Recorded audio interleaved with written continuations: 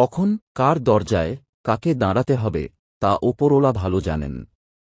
অতএব কোনো মানুষের সাথেই অমানুষের মতো ব্যবহার করা উচিত নয়। যে ভুল করে সে মানুষ, যে ভুলের ওপর স্থির থাকে সে শয়তান, আর যে ভুল করার পর ওপরওয়ালার কাছে ক্ষমা চায় সে বিশ্বাসী। খারাপ কেউ জন্মগতভাবে হয় না, খারাপ তো বানায় আশেপাশের পরিস্থিতি। কেউ দুঃখ দিলে তাকে দুঃখ দিও না, শুধু মুচকি হেসে জানিয়ে দাও তুমি অনেক বেশি সহনশীল। চোখের জল সবাই দেখে, মনের কষ্ট কেউ দেখে না। পাওয়ার আনন্দ কিছু দিন থাকে, কিন্তু না পাওয়ার বেদনা সারা জীবনেও ভোলা যায় না। নিজের কষ্ট নিজের কাছেই চেপে রাখুন। কারণ মানুষ এখন সমবেদনার স্বরে মজা নেয়। সুযোগ পেলে উপহাস করে, সময় পেলে আঘাত করে।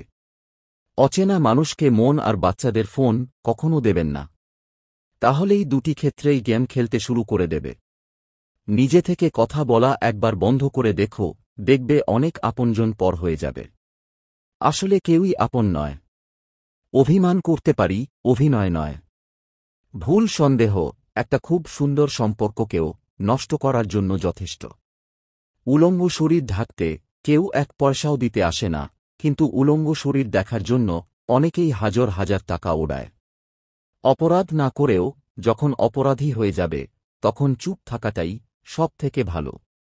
কারণ চিৎকার করে কখনো নির্দোষ প্রমাণ করা যায় না। নিজের হতাশার জন্যে অন্যকে দায়ী করো না, বরং নিজেকে দায়ী করো অন্যের থেকে অতিরিক্ত আশা করার জন্যে। জীবনে অতি সৎ হতে নেই। মনে রেখো জঙ্গলের সোজা গাছটাকেই কিন্তু সবার প্রথমে কাটা হয়। তেমনি ঠিক অতি সৎ ব্যক্তিরাই বেশি আগে বিপদে পড়ে।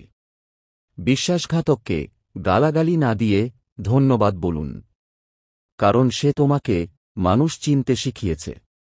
সবাইকে ধন্যবাদ জানিয়ে এখানেই শেষ করলাম। নমস্কার।